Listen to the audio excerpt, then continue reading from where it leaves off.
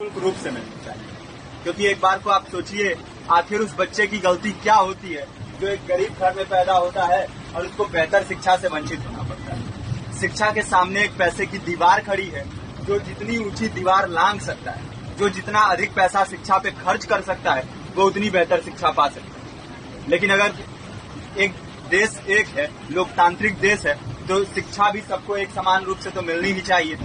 आज परिस्थिति ये है कि एक तरफ तो प्राइवेट स्कूल हैं जो लूट के अड्डे बने हुए हैं, वहां पे आप एडमिशन कराने जाएंगे तो सिर्फ एडमिशन के नाम पे ही आपको 10,000 20,000 रुपए देना होगा। और कमीशन खोरी का ऐसा धंधा है कि कॉपी, किताब, टाई, बेल्ट, ड्रेस, जूता कहाँ से खरीदना है ये आप नहीं तय करेंगे वो प्राइवेट स्कूल वाले। यानी आम लोगों की मेहनत की आखिरी कौड़ी उनके जेब से वसूल लेना चाहते हैं।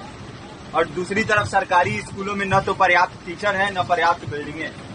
2019 का ही ये पुराना आंकड़ा है कि हर 100 में से 52 स्कूलों में या तो एक टीचर है या 2 टीचर हैं। और उन्हीं टीचरों के ऊपर जिम्मेदारी थोप दी जाती है कि जनगणना करो, मतगणना करो, पशुगणना करो, तमाम काम करवाए जाते हैं। और 19 के बाद से तब से कितने टीचर रिटायर हुए होंगे और 18 के बाद से कोई टीचर की वैकेंसी भी नहीं है। आप खुद भी सोच सकते हैं ये परिस्थिति और कितनी बिगड़ी होगी। इसीलिए हम लोग ये मांग उठा रहे हैं, चाहे कोई राष्ट्रपति का बच्चा हो या किसी मजदूर का, सबको शिक्षा एक समान मिलनी चाहिए और निःशुल्क रूप से मिलनी चाहिए। प्रेमचंद ने अपने दौर में भी कहा था कि एक सभ्य समाज में ऊंची से ऊंची तालीम मुफ्त होनी चाहिए और इसका पूरा खर्च गवर्नमेंट को उठाना चाहिए, क्योंकि हमारे देश को फौज से ज्यादा आवश्यकता तालीम की है। और शिक्षा से जुड़ता हुआ ही दूसरा मुद्दा हम लोग उठा रहे हैं।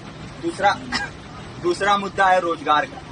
रोजगार की परिस्थिति ये है कि आज सरकारी सेक्टर हो या प्राइवेट, सब कुछ ठेका संविदा के हवाले किया जा रहा है। परमानेंट नौकरियां लगातार घटाई जा रही है। इसी रेलवे में 1995 के आसपास लगभग 18.5 लाख कर्मचारी काम करते थे, लेकिन आज उनकी संख्या 12 लाख है।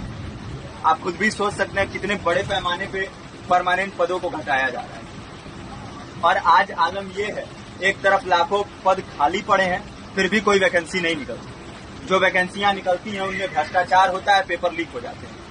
RO, UP police, BPSC, SSC, CGL, ऐसे तमाम पेपर लीक हो चुके हैं, आप लोग भी जानते हैं।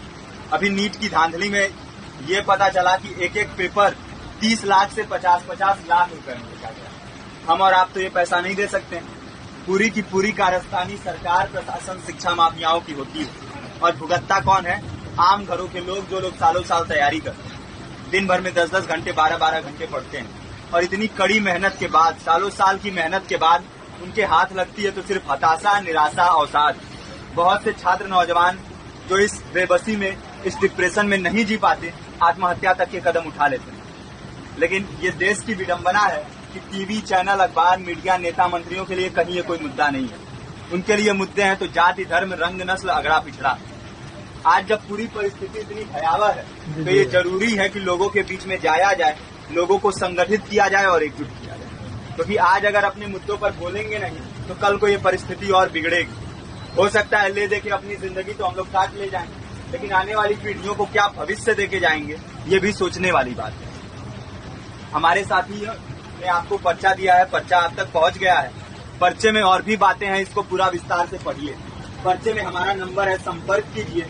फेसबुक का, इंस्टाग्राम का लिंक है, आप वहां पे जाएंगे तो आपको पता भी चलते रहेगा कि लगातार किन किन माध्यमों से हम इस अभियान को चला रहे हैं। नुक्कड़ नाटक, संगीत, शिक्षा सहायता मंडल, लाइब्रेरी, तमाम माध्यमों से इस अभियान को चला रहे हैं और कोशिश कर रहे हैं कि बड़े से बड़े पैमाने पर हर जगह पे लोगों को संगठित किया जाए और एकजुट किया जाए। आपके बीच भी आए हैं आपका साथ और सहयोग दें। साथ इस रूप में कि आप भी हमारे इस कारवां और इस मुहिम से जुड़िए।